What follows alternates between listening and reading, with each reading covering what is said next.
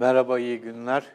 Normalde bugün İslami feminizmden bahsetmeyi düşünüyordum. 8 Mart olayında bir kere daha gündeme gelen hususla.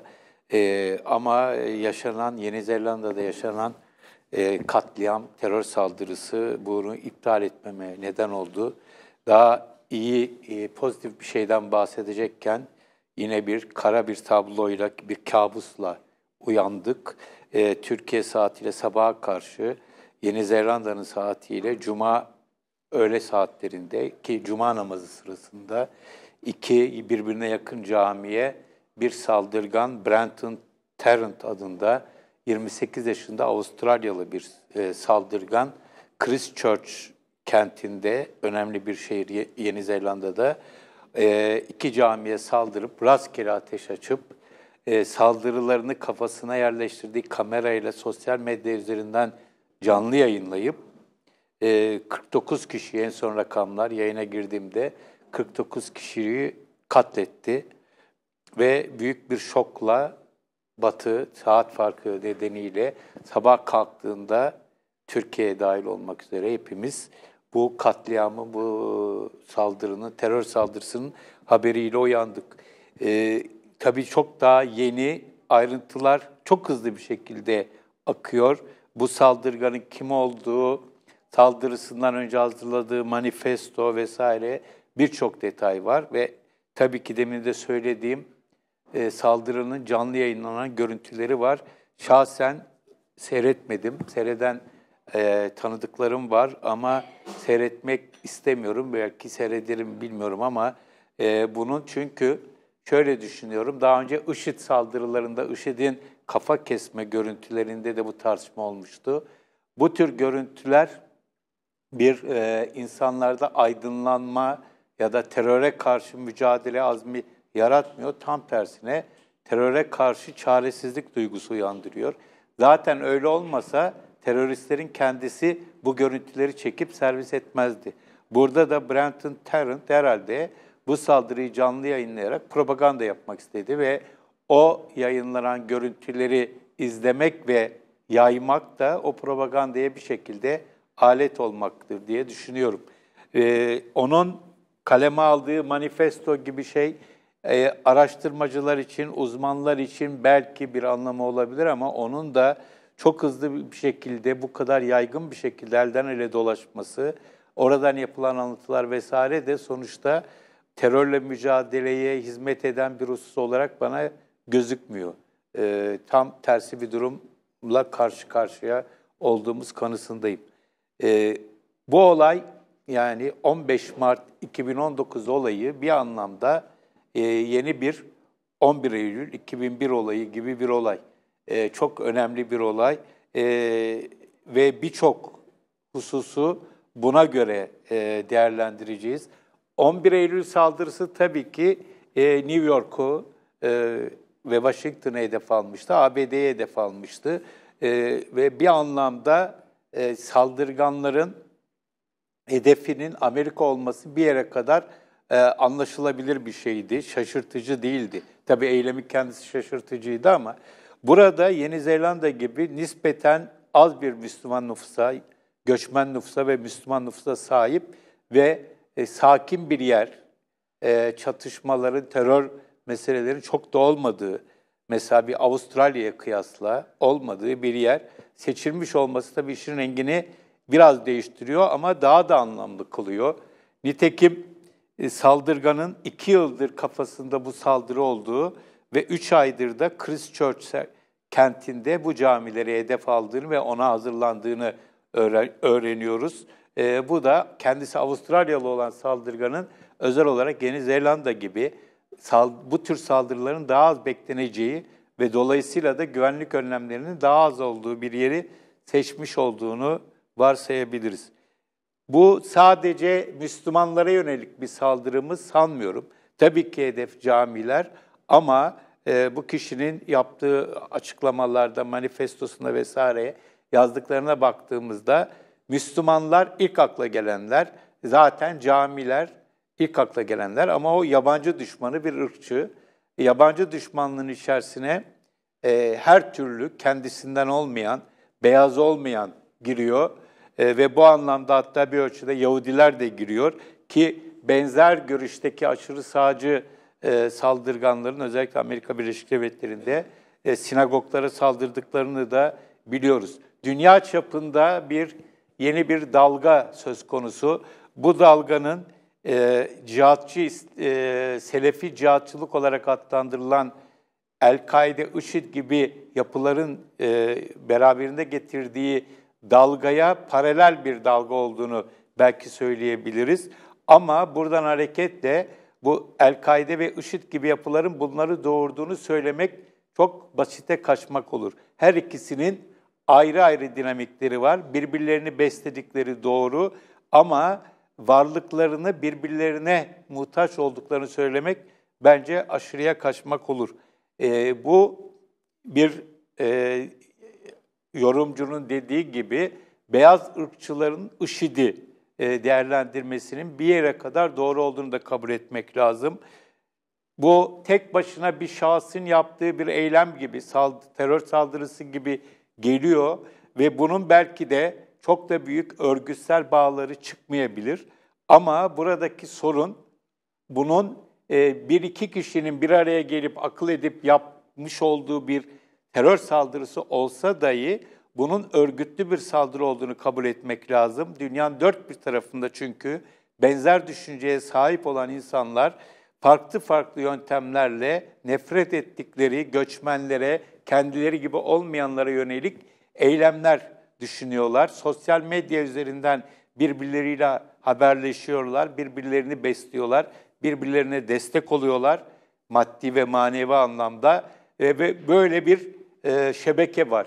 Bu şebeke bir IŞİD kadar, bir El-Kaide kadar tanımlı olmayabilir ama belki öyle olduğu yerler de olduğunu tahmin ediyorum. Ama tanımlı olmaması olmayacağı anlamına gelmez ve de bu yapılan saldırıların daha az önemli olduğu anlamına da kesinlikle gelmez.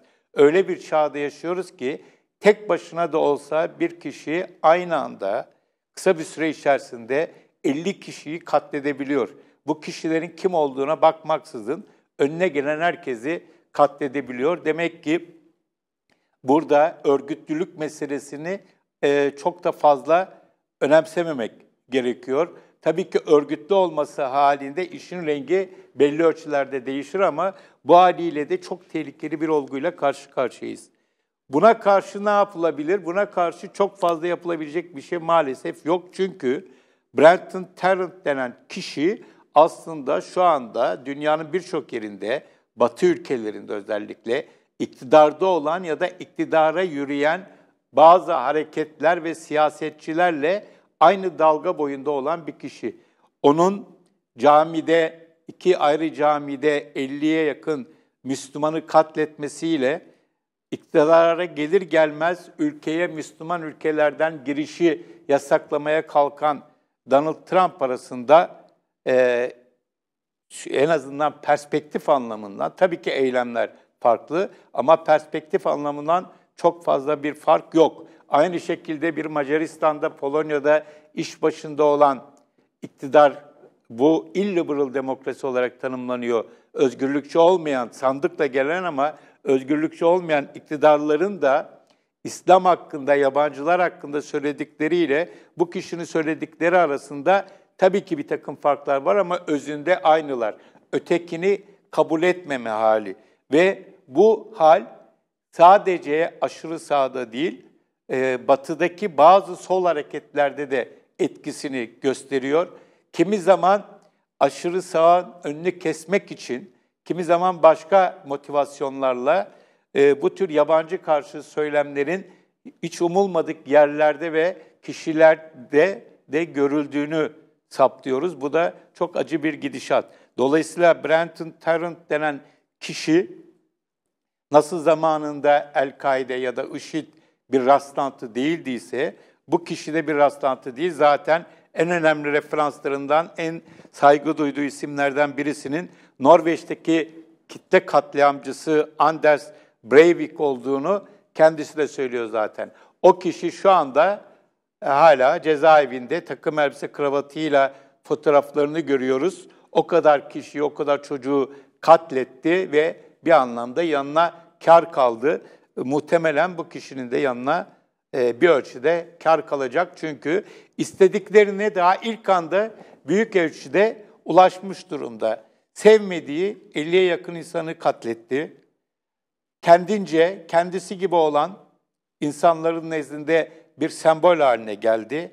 Öğretisi ya da neyse öğreti dememek lazım ama yazıp çizdikleri hızla tüm dünyaya yayıldı ve katliamın kaydettiği görüntüleri sayesinde de bayağı bir havaya girdi. Yani onun girdiği hava, beklentileri bir insani olarak tanımlamakta zorlanacağımız bir kişi söz konusu. Nitekim Yeni Zelanda Başbakanı Ardern yaptığı açıklamada katledilenlerin kendilerinden ama katilin kendilerinden olmayan bir kişi olduğunu tanımladı. Çok önemli bir duruş bu, çok saygıdeğer bir duruş, çok serinkanlı bir duruş.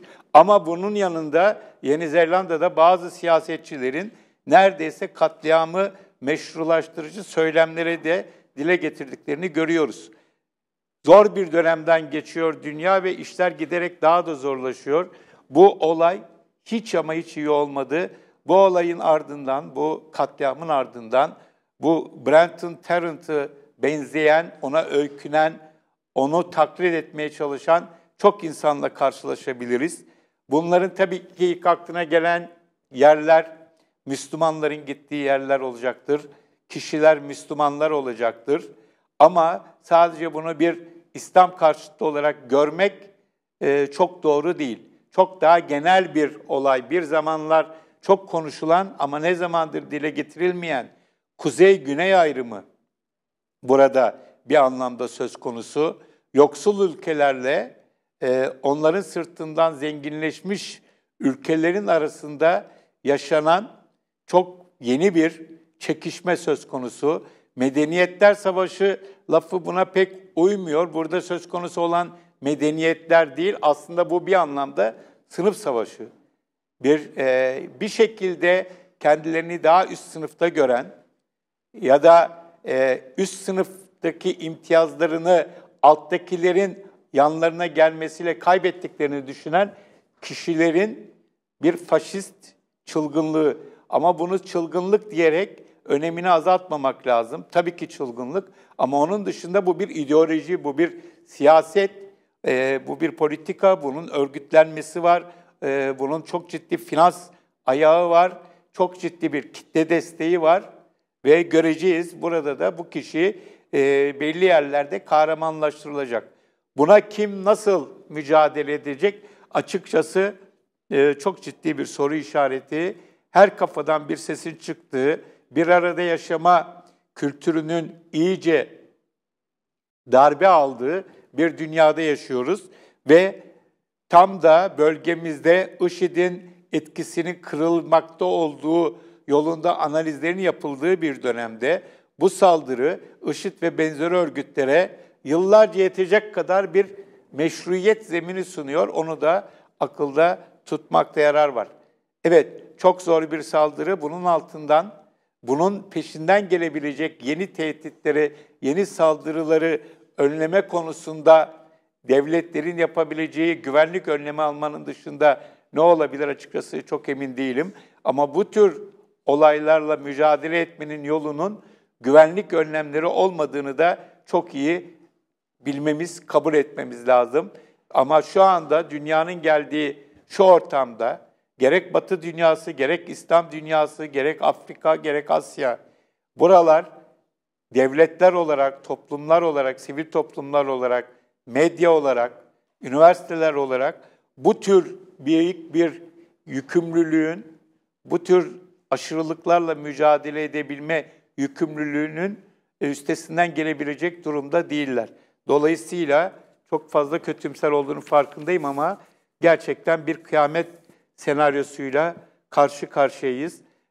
Bu Yeni Zelanda'da Christchurch'teki terör saldırısını lanetlemek ve orada hayatını kaybedenler ve yaralananlara dayanışma, destek ve her türlü iyi niyet dileklerimizle özellikle hayatını kaybedenlere rahmet dileyerek burada noktalamak istiyorum.